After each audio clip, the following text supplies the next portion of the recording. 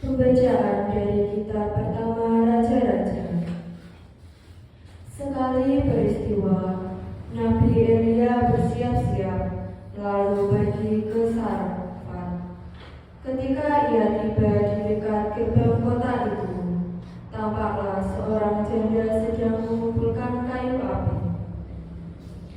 Elia berseru kepada perempuan itu, "Cobalah, ambilkan aku sedikit air dalam kendi untuk kuminum."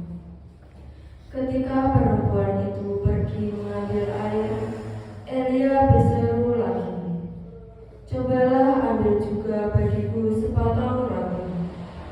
Perempuan itu menjawab, "Demi Tuhan, sedikit pun kecuali segenggam tepung dalam tempayan dan sedikit minyak dalam buli-buli.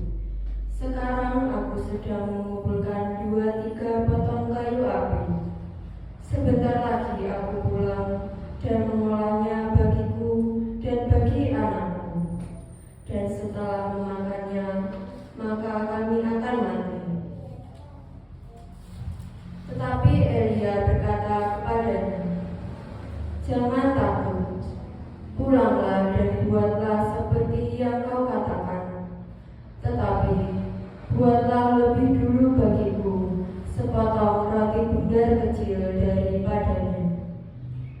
Dan bawalah kepadaku. Kemudian barulah kau buat bagimu dan bagi anakmu. Sebab beginilah firman Tuhan, Allah Israel. Tepung dalam tempayan itu takkan habis, dan minyak dalam buli-buli itu pun tak akan berkurang, sampai tiba waktunya Tuhan menurunkan hujan ke atas muka bumi." Maka pergilah perempuan itu berbuat seperti yang dikatakan oleh Elia. Maka Elia, perempuan itu, dan anaknya mendapat makanan beberapa waktu lamanya. Tepung dalam tempayan itu tidak habis, dan minyak dalam buli-buli itu tidak berkurang, sesuai dengan firman Tuhan yang diucapkannya dengan perantara Elia. Demikianlah sabda Tuhan.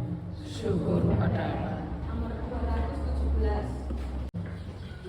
Saudara-saudara, Kristus telah masuk ke dalam tempat kudus, bukan yang buatan tangan manusia, yang hanya merupakan gambaran dari tempat kudus yang sejati, tetapi ke dalam surga sendiri untuk menghadap kehadiran Allah dengan kepentingan kita.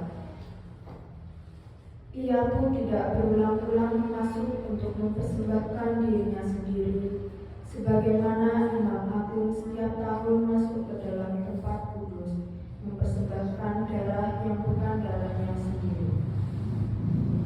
Sebab kalau demikian, Kristus harus berulang-ulang menderita sejak dunia ini dijadikan. Tetapi sekarang ternyata, pada zaman akhir ini, Ia hanya satu kali menyatakan diri untuk menghapus dosa lewat kurban. Seperti manusia ditetapkan Allah untuk mati hanya satu kali, dan sesudah itu dihakimi. Demikian pula Kristus hanya satu kali saja mengorbankan dirinya untuk menanggung dosa banyak orang. Sesudah itu Ia menyatakan dirinya sekali lagi tanpa menanggung dosa untuk menganugerahkan keselamatan kepada mereka yang menantikan Dia. Demikianlah sabda Tuhan. Syukur pada Allah.